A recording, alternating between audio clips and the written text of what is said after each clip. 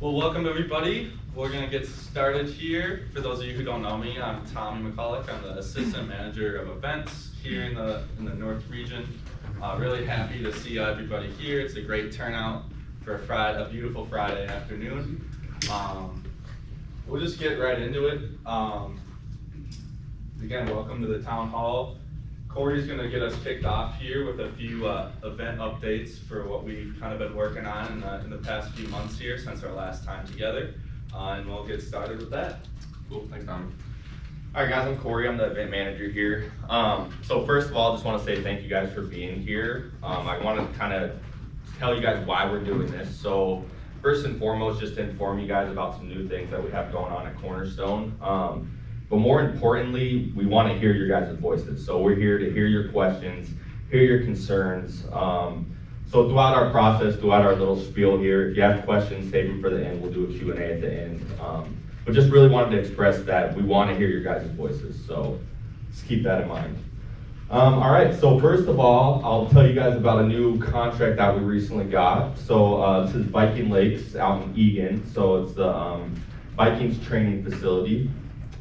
So it's a pretty big area, so 3 million square foot with a lot of development opportunities. So with that being said, a lot of opportunities for Cornerstone going forward. Up to this point, we've really just been doing some events for them. So far we've done 4 events, 3 of which were Minnesota Aurora, which is Women's Developmental Soccer League. It's been going really well, it's been sold out so far. So it's a fun, fast-paced thing that we got going on there. We're parking about 1,600 cars in an hour and a half, so I know some of you guys have worked it. It's a good time over there. We've also done Granny Games, which is CrossFit Games. That was a 3-day event that we did a couple weekends ago. And then next month we'll have a Professional Lacrosse League as well as Vikings Training Camp, which should be beginning of August into July. But yeah, great place to work, great contract to get, a lot of opportunity for Cornerstone going forward there. Another thing I wanted to talk about is the 3M Open. So we'll be managing the parking for the 3M Open out in Blaine. So this is July 18th through July 24th. So this is a great way for you guys to not only earn some extra cash, but do something different with Cornerstone. So I think one thing we want to try to do is just kind of show you guys that there's more to Cornerstone than what you do every day. You know, there are other avenues that you could take. And we just want you guys to know that they're open. You know, we're always looking for extra help, so if you want extra hours or want to try something new, you can always reach out to me or Tommy or Josh, who's also an assistant manager back there. Yeah, it's a fun week. It's a lot of hours. We're out there for a long time, but it's fun. We make it fun. So yeah, that's pretty much it. Just wanted you guys to know about that upcoming event. Yeah. Great. Thank you, Corey. It is a really good time. Those of us who have done golf tournaments in the past know it's really a fun time to just be a little bit more of a team camaraderie type feel to the workplace where we're out, hopefully in beautiful weather in a beautiful location, parking cars. So it's always a good time at 3M. Quick little newsletter plug here. We've been starting to add a lot more elements to that as we go on. We're still looking for more participation. It's a lot more enjoyable if there's a lot more involvement because no one likes to just read through something and have not a lot of it pertain to you or what's going on in your job, whatever location you're working at. So we are still trying to get a little bit more participation. We've been doing some things like poll questions on there just to kind of start to gauge a little bit of involvement within the newsletter. A lot of the things are designed where it's only going to take a couple minutes of your time. It's not going to be a big thing that you'd have to schedule out of your day. Just looking for a little bit more contribution from everybody else who's reading the newsletter. So if you're not subscribed, you can scan the QR code there right now if you want. You can pull out your phone and scan that. Otherwise, too, my contact information is at the bottom there. We're really trying to make this a little bit more of a robust thing, and that takes the involvement of what you guys want to see from the newsletter. So we're still open to a lot of those kind of things as we continue to make the newsletter more of a standard thing that we continue to enhance as we go along here. And then one more little plug for our social media platforms. We're on Facebook, Instagram, and LinkedIn. This is another great opportunity to stay involved with other facets like Corey mentioned. There's a lot of things going on at Cornerstone all the time, and these channels are a great way to just, in a minute or two, stay up to date with some of those things that are happening around the organization. So just wanted to highlight the newsletter and then these social media follows as well, just to continue to build that collaborative community online as we continue to grow as a company and as we continue to get into the 2020s. This is going to be a lot more prominent in all types of business. So we want to up our game in that sense too. With that being said, I would like to introduce our founder and CEO, Jay McCauley. Take it away, Jay.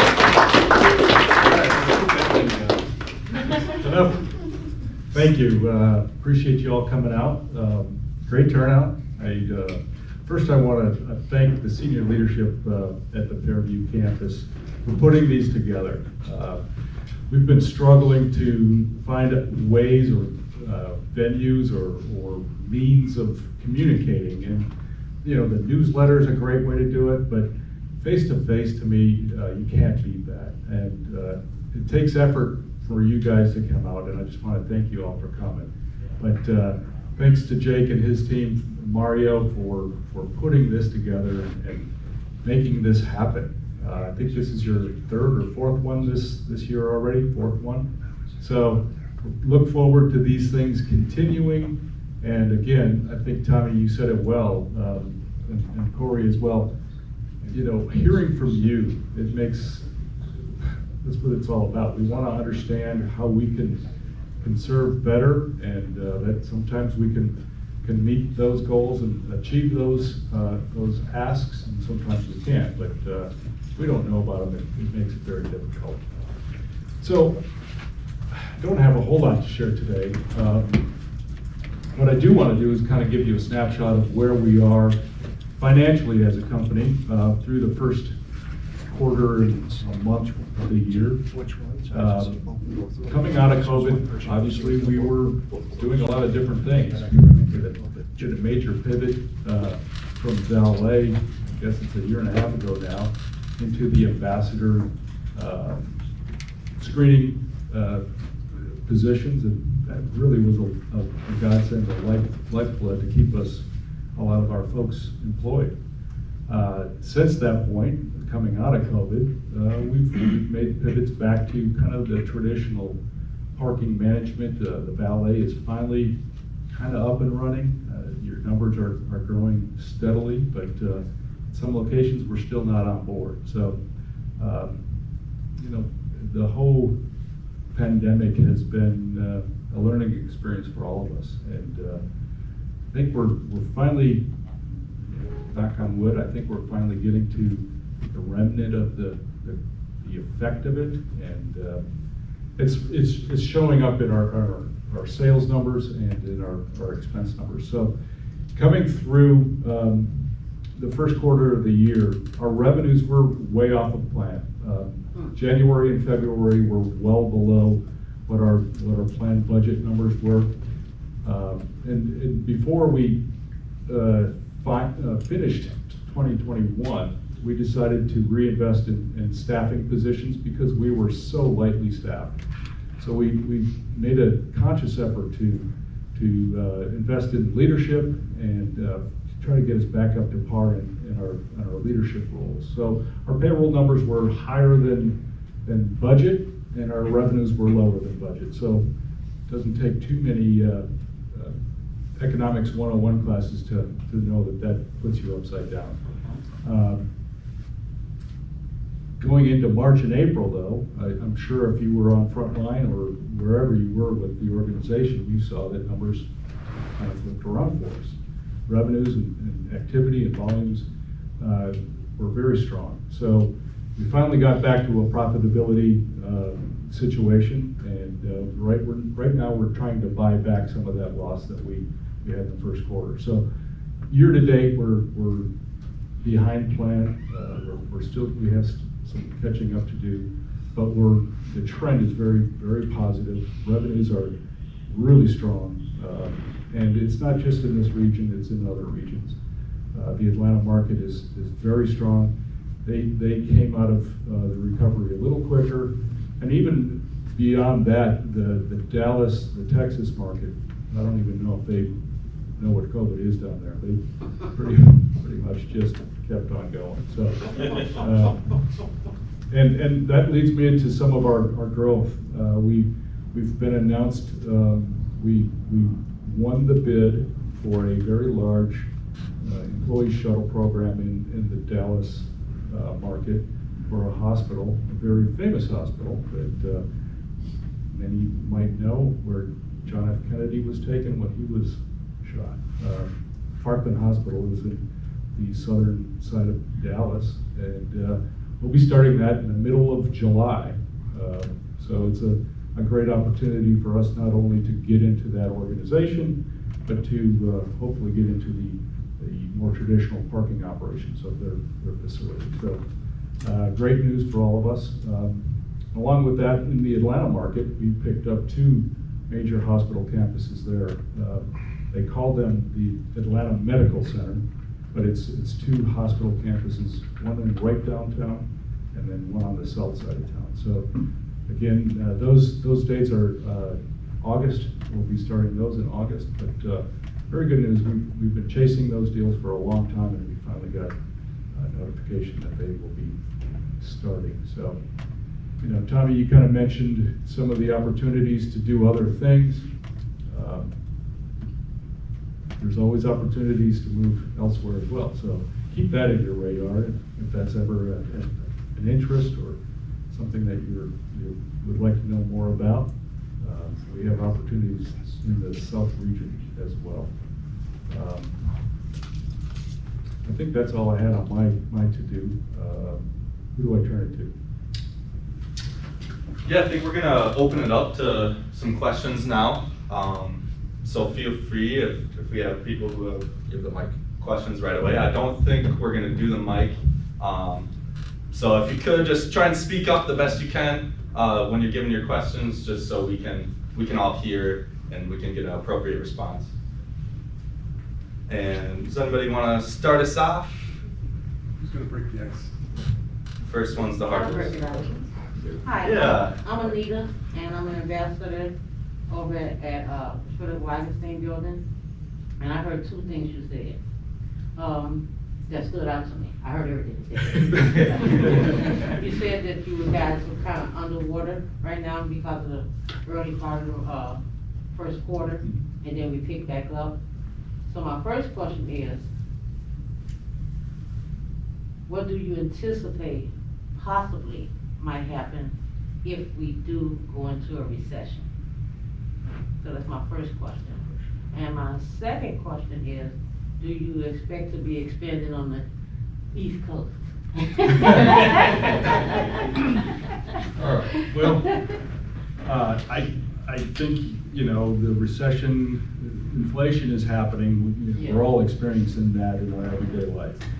I think there's a lot of evidence to say that a recession perhaps is coming. I don't know that it's going to be as deep of a recession or as long of a recession. Mm-hmm. But again, that's for somebody else to, you know, that's not my expertise. But I do believe we're going to see some constriction, some jobs may constrict a little bit. I don't feel like we're going to experience that as an organization. I think it's more of a regional kind of economy that might shrink a little. So we're on guard against that, but I really believe that the restrictions that we've had by limiting visitor traffic are far more they affect us far more than the economy and what the economy is going to do. So, you know, you might have something going like this, but I think our business is going to continue to be on the up. So that's my hope. Again, a lot of that stuff we don't control. We just play along with. East Coast. I'm going to Washington, D.C. on Tuesday, so Oh, yeah? Okay. we do a lot of events all over the country. Mhm. And we'll be executing the Women's PGA Championship next week. We'll be out there for about 10 or 12 days. As far as permanent operations, the East Coast is a difficult market to penetrate. But with that said, we're always open to you have a connection to the East Coast, or is there? I wish I had one for you. No, you know, with the type of business that we do, we can pretty much go to any major metropolitan area in the country. If the operation is large enough to support our leadership platform, and that's the thing, we don't want to take on an opportunity that we can't supply with adequate leadership. And I think that's what separates Cornerstone from a lot of the other parking operations, where they'll send out just a line individual and kind of put them on an island. And I just don't feel comfortable going into a new city without a basis of leadership that we can put the product out there that we really want and desire. So we've been on many things on the East Coast. We just haven't been successful. It's a difficult market. Okay. But thank you for your question. Thank you. We have another volunteer. Sure. Roger. Hi, I'm Roger, I'm with maintenance. I was wondering, are you guys planning on bringing back the company picnic? Hey. Absolutely. I mean, I don't know. Do we have one planned for this year? No, I don't know. Jenny's gonna be here, she's gonna be a little late, but. That was a should be COVID, Right. kind of a catastrophe kind of situation. You know, we were really getting some momentum with the picnics in the past. They were a lot of fun. They were a lot of fun, and the numbers continued to build and build and build. You know, and that's really what it's about for me. If we can get a lot of participation, the picnics are an absolute yes. Last thing I want to do is have a picnic with 15 people there. So, but I think when COVID came along, we put a pause to that, and we really haven't picked it up yet. I don't know if we can throw something together this summer yet, but I have no objection to that. I thank you for putting that out there. Sounds like, from your perspective, it was a fun event. Yeah, it always is. It's Yeah. always good to get together, off work with the Yeah, crew. yeah. For any of the newbies in here, we got to dunk Terry. We have pictures, I think, of Terry dressed in a rather. Old Chinese. That was awesome. Justin, you had a question? Yeah, I was just wondering, do you think we'll eventually get 401k? That's a very timely question. We've wrestled with that issue, and it's a complex product.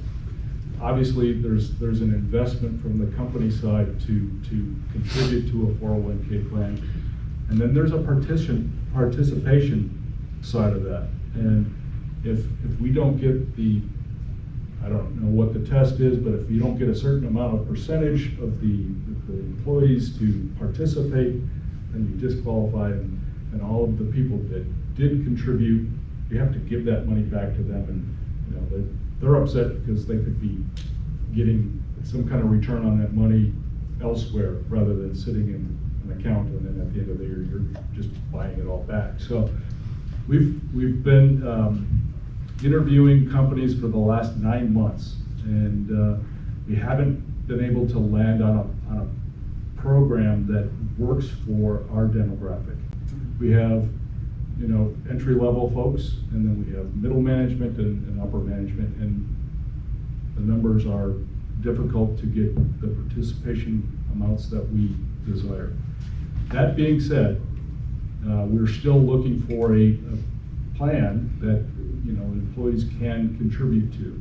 So it's not a dead issue. In fact, Jake is going to help us lead an effort to see if we can get something done this year yet. But something that we're always looking at. We're trying to enrich the our current benefit plan. Every year we look at that. I just got out of the medical insurance renewal meeting, and with everything else, those rates are going up, and we've been really intentional about trying to keep our medical benefit at a flat rate so we can get more people to participate in that. So, at the end of the day, there's only so much that goes around, but it's something that we have looked into. We just haven't been able to find a plan that works for our size. So, more to come. It's not a dead issue, but it's not an easy one either. So, thank you for that. Can I do a small informal survey? Are there, on the 401k, how many people here would be interested in contributing to a 401k plan? Awesome. That's the kind of stuff that, we get, and what was it, 2 years ago, we added a dental and vision, and, that was from feedback that we heard from you guys. So it's something that we need to hear, we want to hear, and figure out a way to make that happen. So, thank you.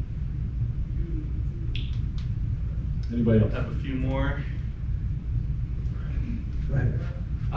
Alex Valet at CSC. In the past, I had heard about commission based on number of parks, seemed to provide an incentive to do your work. Mhm. I was wondering if that was gonna come back at all in the future. We can field that. So, yes, we are currently working on that as well. It's something that we've had in the past. Volumes kind of drive that. So, volume's lower a little bit right now, but they are growing. So, that's something that we are anticipating and bringing back. And I think it was a great program when they had it. It rewarded the type of work that, a lot of times people kind of camp out on the return. And, that's not really the behavior. We want that to be just kind of a natural flow. So, yeah. If those of you that don't know, I started in Valley parking cars at a hotel in Atlanta.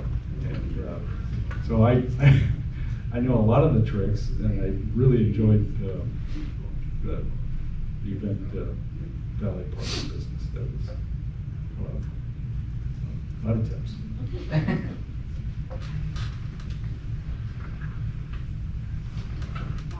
Any other questions out there?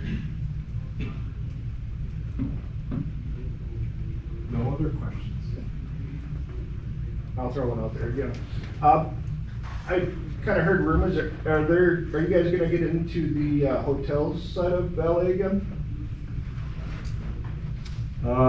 Depending on the client, yeah. We have some feelers out to existing clients that we work with now that are also in the hotel business. And that's probably the best way for us to enter that. It is kind of a niche-y little world, especially when you get into the chain hotel business. So if it makes sense, absolutely. But we don't do a whole lot of restaurant valet, and there's a reason for that. The folks that usually run like a Morton's of Chicago or a high-end restaurant valet generally is a one-man kind of show, and they can cut some corners that we're not willing to do. And not saying that about a hotel valet company, but there's just some markets that don't make a lot of sense for the kind of organization that we are.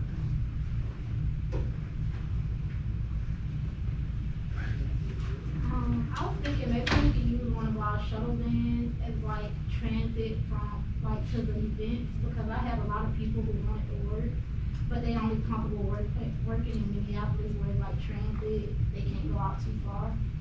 Yeah, so that's definitely something we're willing to do. We do have a couple transit vans that we use for events, so we've had discussions about that, but definitely if you have staff that wants to work events, and that's one of the things they're weary about is driving out to Egan, that's definitely worth a conversation. We're more than willing to kind of if people want to meet us here, if we can meet them at another central location to pick them up and drive them out there, we're more than willing to do that. Yep. And I know we didn't really touch on it, but we do approximately 10 or 11 golf events throughout the year. And, you know, there's always an opportunity for folks to travel to other cities and do golf events. It's a high, it's a long day. Usually we start around 3:30 in the morning and we go to about 8 each day. And it's between 7 and 10 days long. So it's not for everybody, but just throwing that we're always looking for folks who are interested in learning a little bit more about our world that's completely different than the Fairview model. But you know, we've had a lot of success with folks who have jumped in there and had some fun. Yeah, it is fun. And you get to travel a little bit, so that's always nice. And it gets you out of the office, gets you doing something different, so.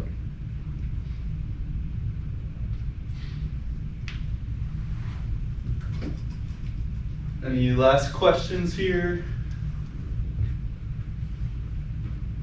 Sweet. Well, thanks again, everybody, for making it out here today. Really appreciate it. That's like the design of these things. We don't want to, and I can speak for them too, we don't want to just be like up here giving a speech, right? The reason we're bringing everybody together is to hear from people who might not always have this opportunity to have a direct channel to leadership within the company. So that's really the main reason why we wanted to keep doing these things. So the more participation, like we've said about a couple of things, like that's what's going to make these worthwhile for everybody is hearing those opinions and helping us grow stronger together. So thanks again for coming out.